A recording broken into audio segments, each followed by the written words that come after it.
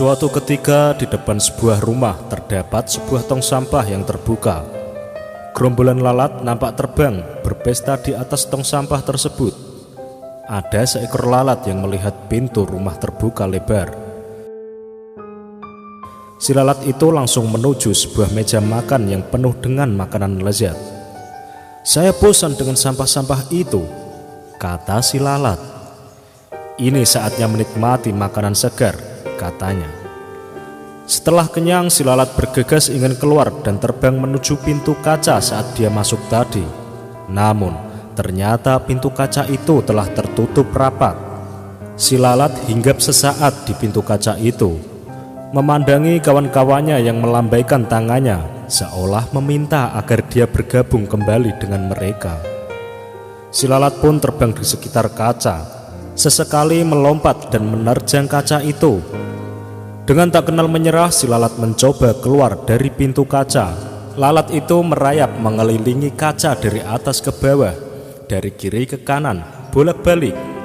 Demikian terus dan terus berulang-ulang, hingga akhirnya nampak lalat itu terkulai lemas terkapar di lantai. Tak jauh dari tempat itu nampak serombongan semut merah yang sedang mencari makan. Dan ketika menjumpai lalat yang tak berdaya itu, serentak mereka mengerumuni dan beramai-ramai, menggigit tubuh lalat itu hingga mati. Kawanan semut itu pun mengangkat bangkai lalat yang malang itu menuju sarang mereka. Dalam perjalanan, seekor semut kecil bertanya kepada rekannya yang lebih tua, "Ada apa dengan lalat ini, Pak? Mengapa dia sekarat?" Semut yang lebih tua menjawab, "Oh, itu sering terjadi. Ada saja lalat yang mati sia-sia seperti ini. Sebenarnya mereka ini telah berusaha. Dia sungguh-sungguh telah berjuang keras berusaha keluar dari pintu kaca.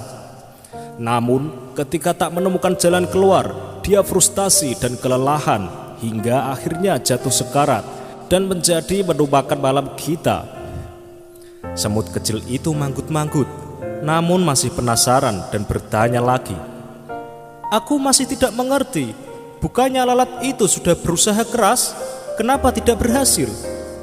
Masih sambil berjalan dan memanggul bangkai lalat, semut tua itu menjawab, "Lalat itu adalah seorang yang tak kenal menyerah dan telah mencoba berulang kali.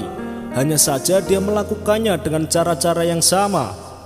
Semut tua itu memerintahkan rekan-rekannya untuk berhenti sejenak, seraya melanjutkan perkataannya, namun kali ini dengan mimik dan nada yang lebih serius. "Hai anak muda, ingatlah jika kamu melakukan sesuatu dengan cara yang sama, tetapi mengharap hasil yang berbeda, maka nasib kamu akan seperti lalat ini. Para pemenang tidak akan melakukan hal-hal yang berbeda, tetapi mereka hanya melakukannya dengan cara yang berbeda. Lihatlah anak muda, di atas pintu kaca itu terdapat lubang ventilasi udara. Jika lalat itu konsentrasi dan membuka pikirannya, maka ia akan berhasil keluar." Dari cerita tersebut, kita dapat melakukan evaluasi pada diri sendiri. Apa yang menyebabkan kegagalan atau faktor hidup Anda berjalan di tempat atau tanpa kemajuan? Kenalilah sumber-sumbernya. Semakin Anda mampu merinci faktor kegagalan, maka semakin tajam Anda mencari solusinya, yang pastinya dengan cara yang berbeda. Pada waktu John F. Kennedy kalah dalam suatu pemilihan untuk merebutkan kursi calon wakil presiden Amerika pada tahun 1956. Dalam kegagalan tersebut, dia tidak putus asa dan tidak berhenti, tetapi sebaliknya ia berkata, "Sekarang kita sudah mengetahui kesalahan-kesalahan yang kita perbuat dan mengetahui apa yang harus kita perbuat untuk menang pada pemilihan yang akan datang. Kita akan melaksanakan pekerjaan yang besar itu lagi."